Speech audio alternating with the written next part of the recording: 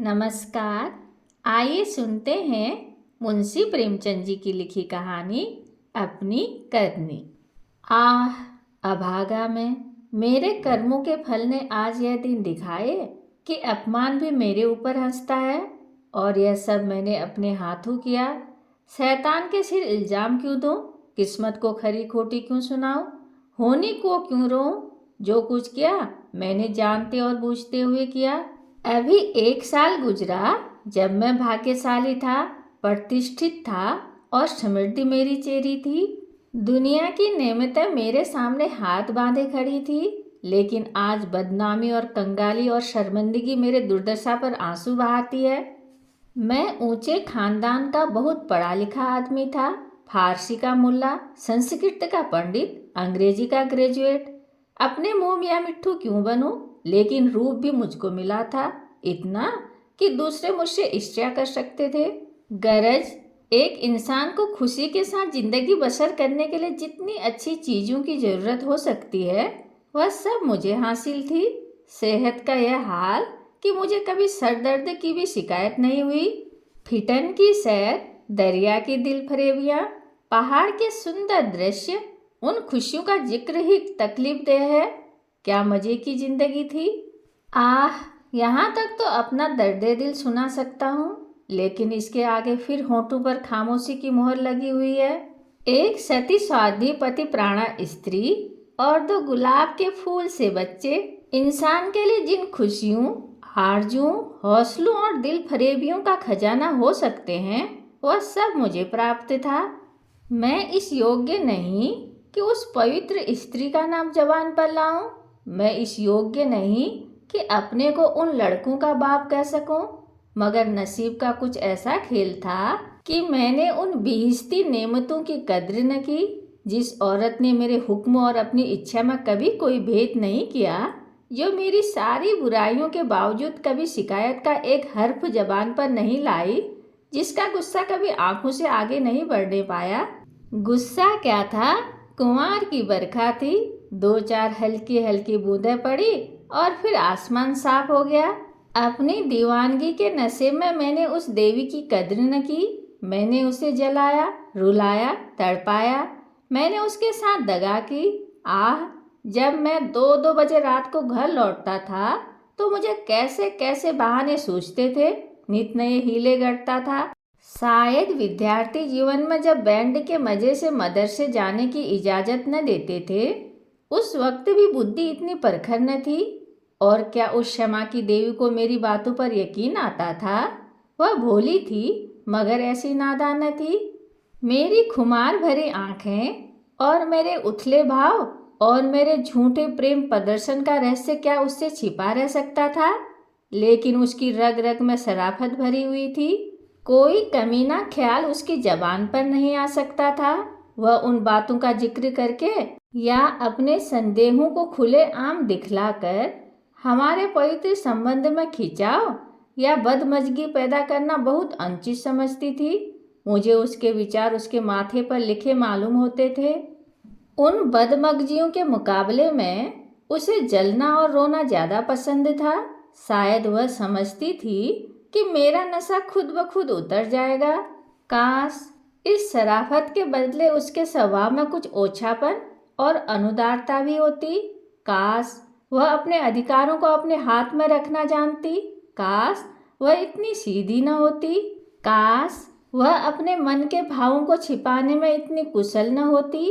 काश वह इतनी मक्कार न होती। लेकिन मेरी मक्कारी और उसकी मक्कारी में कितना अंतर था। मेरी मक्कारी हरामकारी थी, उसकी मक्कारी आत्मबलिदानी। एक रोज मैं अपने काम से फुर्सत पाकर शाम के वक्त मनोरंजन के लिए आनंद वाटिका में पहुंचा और संगमरमर के हौज पर बैठकर मछलियों का तमाशा देखने लगा। एकाएक निगाह ऊपर उठी तो मैंने एक औरत को बेले की झाड़ी में फूल चुनते देखा। उसके कपड़े मैले थे और जवानी की ताजगी और गर्व को छोड़कर उसके चेहरे में कोई ऐसी खास बात न थी। उसने मेरी तरफ आंख उठाई और फिर फूल चुनने में लग गई, गोया उसने कुछ देखा ही नहीं। उसके इस अंदाज ने चाहे वह उसकी सरलता ही क्यों न रही हो, मेरी वासना को और भी उद्दीप्त कर दिया। मेरे लिए यह एक नई बात थी कि कोई औरत इस तरह देखे कि जैसे उसने नहीं देखा। मैं उठा और धीरे धीरे कभी जमीन और कभी आसमान की तरफ ताकते हुए बेले की झाड़ियों के पास जाकर खुद भी फूल चुनने लगा। इस ढिठाई का नतीजा यह हुआ कि वह मालिन की लड़की वहां से तेजी के साथ बाग के दूसरे हिस्से में चली गई।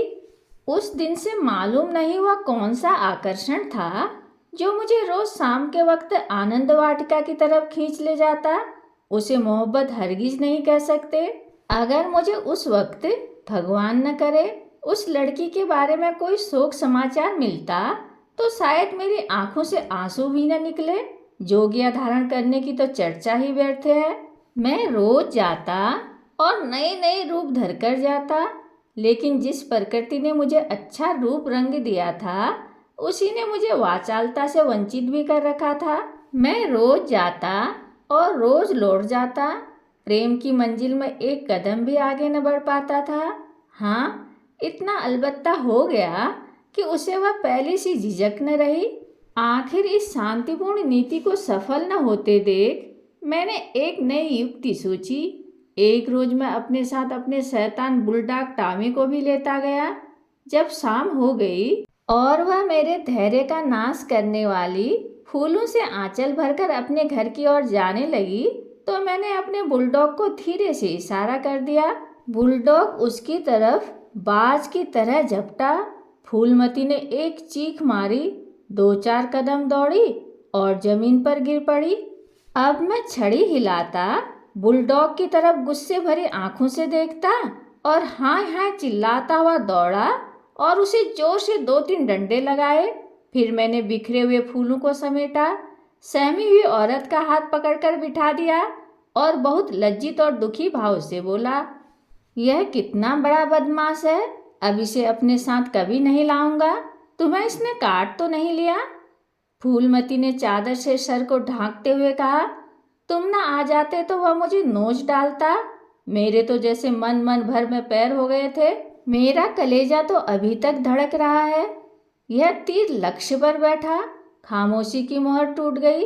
बातचीत का सिलसिला कायम हुआ। बांध में एक दरार हो जाने की देर थी। फिर तो मन की उमंगों ने खुद ब खुद काम करना शुरू किया।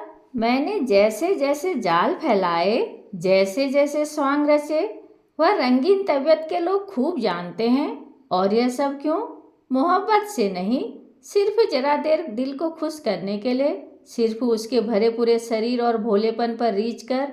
यूं मैं बहुत नीच प्रकृति का आदमी नहीं हूँ। रूप रंग में फूलमती का इंदु से मुकाबला न था। वह सुंदरता के सांचे में ढली हुई थी। कईयों ने सौंदर्य की जो कसौटियाँ बनाई हैं वह सब वहाँ दिखाई देती थी। लेकिन पता नहीं क्यों मैंने फूलमती की धसी हुई आँखों और फूले हुए गालों और मोटे मोटे होठों की तरफ अपने दिल का ज़्यादा खिंचाव देखा। आना जाना बढ़ा और महीना भर भी गुजरने न पाया कि मैं उसकी मोहब्बत के जाल में पूरी तरह फंस गया। मुझे अब घर की सादा जिंदगी में कोई आनंद न आता था, लेकिन दिल ज्यों ज्यों घर से उचटता जाता था त्यों त्यों मैं पत्नी के प्रति प्रेम का प्रदर्शन और भी अधिक करता था। मैं उसकी फरमाइशों का इंतजार करता रहता और कभी उसका दिल दुखाने वाली कोई बात मेरी जबान पर न आती। शायद मैं अपनी आंतरिक उदासीनता को शिष्टाचार के पर्दे के पीछे छिपाना चाहता था। धीरे धीरे दिल की यह कैफियत भी बदल गई और बीवी की तरफ से उदासीनता दिखाई देने लगी। घर में कपड़े नहीं हैं, लेकिन मुझसे इतना न होता कि पूछ लूं। सच यह है कि मुझे अब उसकी खातिरदारी करते हुए एक डर सा मालूम होता था कि कहीं उसकी खामोशी की दीवार टूट न जाए और उसके मन के भाव जबान पर न आ जाएं। यहाँ तक कि मैंने गृहस्थी की ज़रूरतों की तरफ से भी आंखें बंद कर ली। अब मेरा दिल और जान और रुपया पैसा सब फूलमती के लिए था। मैं खुद कभी सुनार की दुकान पर न गया था, लेकिन आजकल कोई मुझे रात गए एक मशहूर सुनार के मकान पर बैठा हुआ देख सकता था। बजाज की दुकान में भी मुझे रुचि हो गई। एक रोज़ शाम के वक्त रोज की तरह मैं आनंद वाटिका में सैर कर रहा था और फूलमती 16 श्रृंगार किए मेरी सुनहरी रुपहली भेंटों से लदी हुई एक रेशमी साड़ी पहने बाग की क्यारी में फूल तोड़ रही थी, बल्कि यूं कहो कि अपनी चुटकियों में मेरे दिल को मसल रही थी। उसकी छोटी छोटी आंखें उस वक्त नशे के हुस्न में फैल गई थी और उसमें सोखी और मुस्कुराहट की झलक नजर आती थी। अचानक महाराज साहब भी अपने कुछ दोस्तों के साथ मोटर पर सवार आ पहुंचे। मैं उन्हें देखते ही अगवानी के लिए दौड़ा और आदाब बजा लाया। बेचारी फूलमती महाराजा साहब को पहचानती थी, लेकिन उसे एक घने कुंज के अलावा और कोई छिपने की जगह न मिल सकी। महाराजा साहब चले तो हौज की तरफ, लेकिन मेरा दुर्भाग्य उन्हें क्यारी पर ले चला, जिधर फूलमती छिपी हुई थर थर कांप रही थी। महाराजा साहब ने उसकी तरफ आश्चर्य से देखा और बोले, यह कौन औरत है? सब लोग मेरी ओर प्रश्न भरी आंखों से देखने लगे और मुझे भी उस वक्त यही ठीक मालूम हुआ कि इसका जवाब मैं ही दूं, वरना फूलमती न जाने क्या आफत बढ़ा दे। लापरवाही के अंदाज से बोला, इसी बाग के माली की लड़की है, यहाँ फूल तोड़ने आई होगी। फूलमती लज्जा और भय के मारे जमीन में धंसी जाती थी। महाराजा साहब ने उसे सर से पांव तक गौर से देखा और तब संदेहशील भाव से मेरी तरफ देखकर बोले, यह माली की लड़की है। मैं इसका क्या जवाब देता? इसी बीच कमबख्त दुर्जन माली भी अपनी फटी हुई पाक संभालता हाथ में कुदाल लिए हुए दौड़ता हुआ आया और सर को घुटनों से मिलाकर महाराज को प्रणाम किया। महाराज ने जरा तेज लहजे में पूछा, यह तेरी लड़की है? माली के होश उड़ गए। कांपता हुआ बोला, हुजूर। महाराज, तेरी तनख्वाह क्या है? दुर्जन, हुजूर 5 रुपये। महाराज, यह लड़की कुंवारी है या ब्याही? दुर्जन, हुजूर अभी कुंवारी है। महाराज ने गुस्से में कहा, या तो तू चोरी करता है या डांका मारता है, वरना यह कभी नहीं हो सकता कि तेरी लड़की अमीर जाति बनकर रह सके। मुझे इसी वक्त इसका जवाब देना होगा, वरना मैं तुझे पुलिस के सुपुर्द कर दूंगा। ऐसी चाल चलन के आदमी को मैं अपने यहाँ नहीं रख सकता। माली की तो घिघी बध गई और मेरी यह हालत थी कि काटो तो बदन में लहू नहीं, दुनिया अंधेरी मालूम होती थी। मैं समझ गया कि आज मेरी सामत सर पर सवार है, वह मुझे जड़ से उखाड़ कर दम लेगी।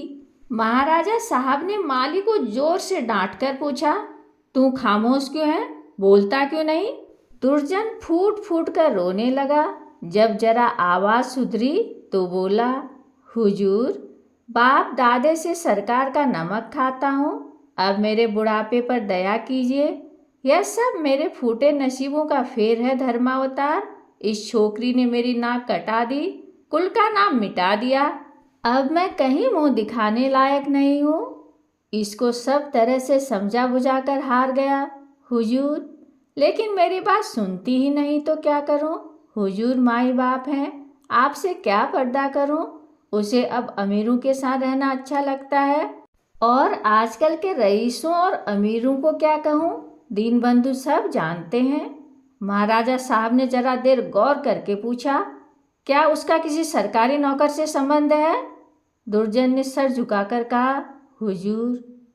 महाराजा साहब, वह कौन आदमी है? तुम्हें उसे बतलाना होगा। दुर्जन, महाराज, जब पूछेंगे बता दूंगा, सांच को आँच क्या।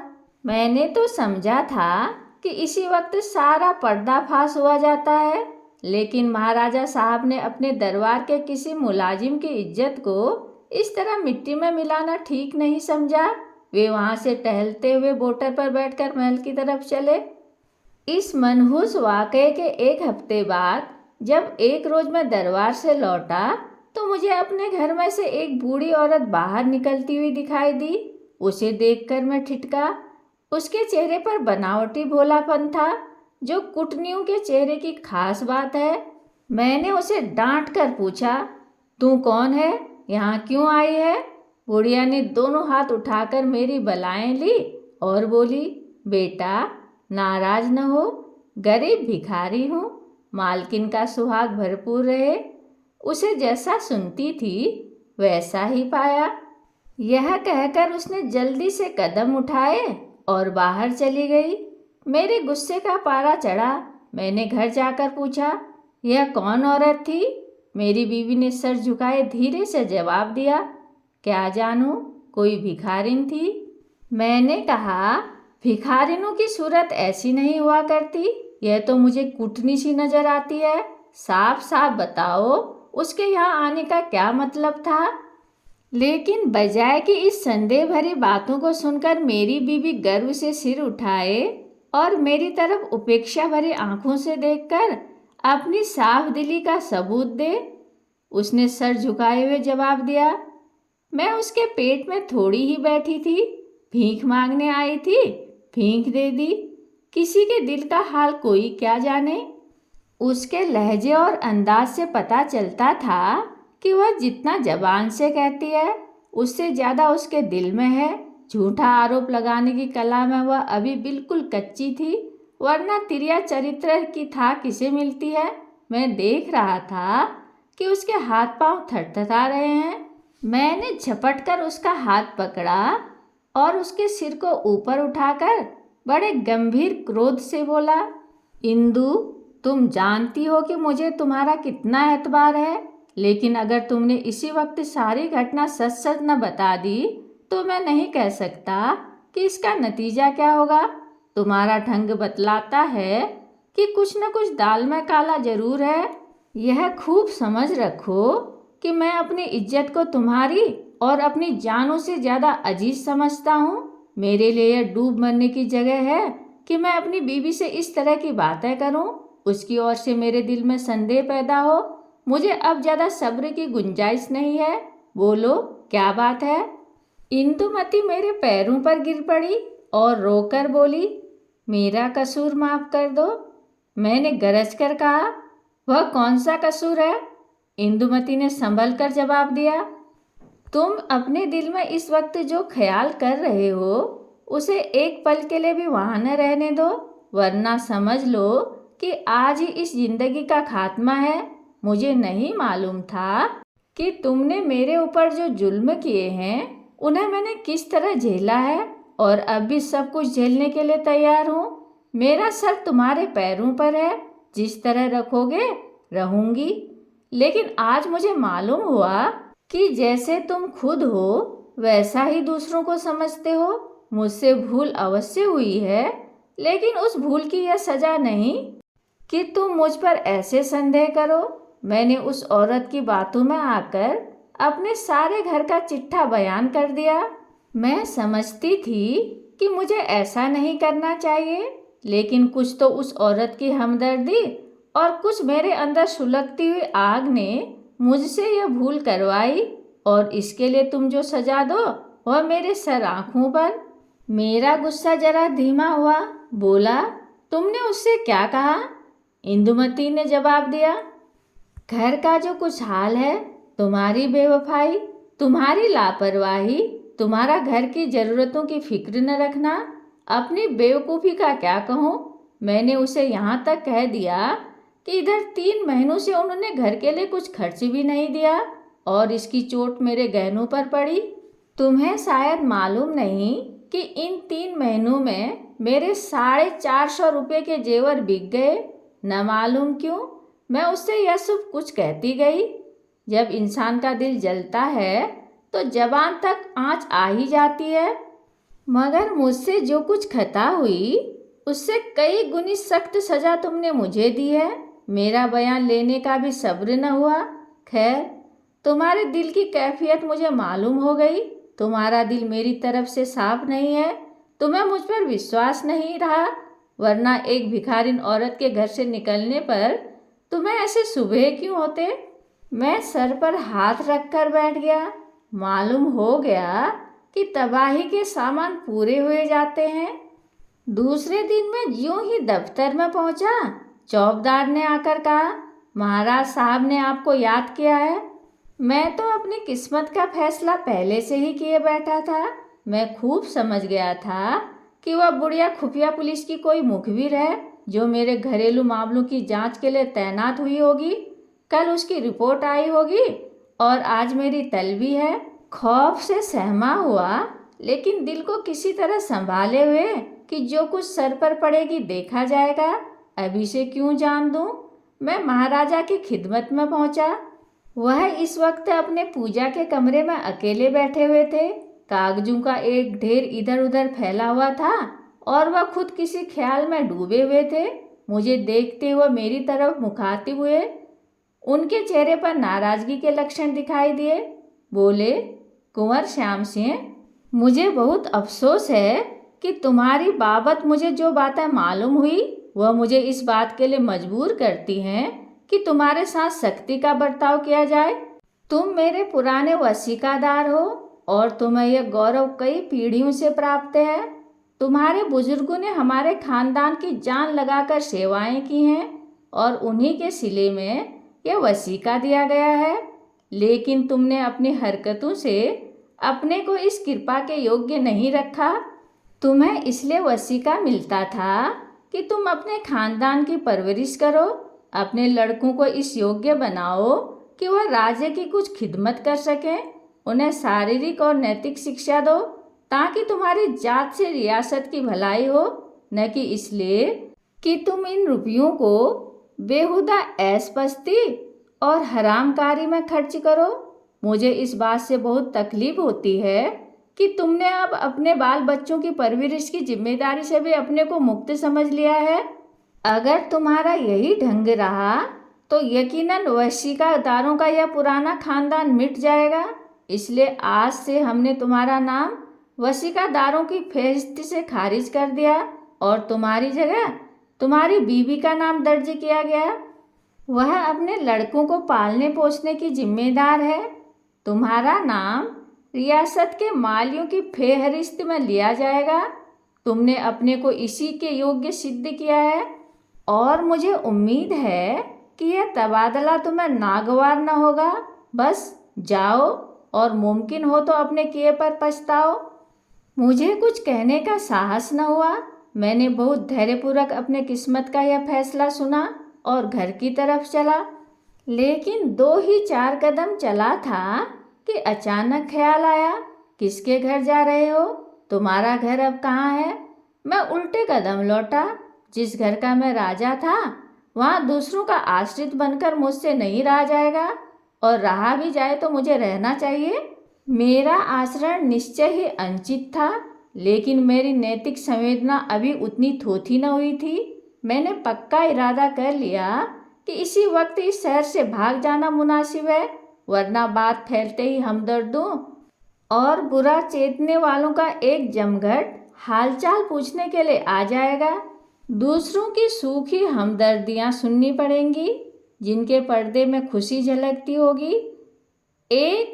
एक बार मुझे फूलमती का ख्याल आया, उसके कारण यह सब दुर्गति हो रही है। उससे तो मिल ही लूं, मगर दिल ने रोका। क्या एक वैभवशाली आदमी की जो इज्जत होती थी वह अब मुझे हासिल हो सकती है? हरगिज नहीं। रूप की मंडी में वफा और मोहब्बत के मुकाबले में रुपया पैसा ज़्यादा कीमती चीज़ है। मुमकिन है इस वक्त मुझ पर तरस खाकर या क्षणिक आवेश में आकर फूलमती मेरे साथ चलने पर आमादा हो जाए, लेकिन उसे लेकर कहाँ जाऊँगा? पाँव में बेड़ियाँ डालकर चलना तो मेरे लिए और भी मुश्किल है। इस तरह सोच विचार कर मैंने बम्बई की राह ली और अब 2 साल से एक मिल में नौकर हूँ। तनख्वाह सिर्फ इतनी है कि ज्यों त्यों जिंदगी का सिलसिला चलता रहे, लेकिन ईश्वर को धन्यवाद देता हूँ और इसी को यथेष्ट समझता हूँ। मैं एक बार गुप्त रूप से अपने घर गया था। फूलमती ने एक दूसरे रईस से रूप का सौदा कर लिया है, लेकिन मेरी पत्नी ने अपने प्रबंध कौशल से घर की हालत खूब संभाल ली है। मैंने अपने मकान को रात के समय लालसा भरी आंखों से देखा। दरवाजे पर 2 लालटेनें जल रही थी और बच्चे इधर उधर खेल रहे थे। हर तरफ सफाई और सुथरापन दिखाई देता था। मुझे कुछ अखबारों के देखने से मालूम हुआ कि महीनों तक मेरे पते निशाने के बारे में अखबारों में इश्तिहार छपते रहे। लेकिन अब यह सूरत देखकर मैं वहाँ क्या जाऊँगा और यह कालिज लगा मुंह किसको दिखाऊंगा। अब तो मुझे इसी गिरी पड़ी हालत में जिंदगी के दिन काटने हैं, चाहे रोकर काटूं या हंसकर। मैं अपनी हरकतों पर अब बहुत शर्मिंदा हूँ। अफसोस, मैंने उन नेमतों की कद्र न की, उन्हें लात से ठोकर मारी। यह उसी की सजा है कि आज मुझे यह दिन देखना पड़ रहा है। मैं वह परवाना हूँ जिसकी खाक भी हवा के झोंकों से नहीं बची। कहानी सुनने के लिए धन्यवाद।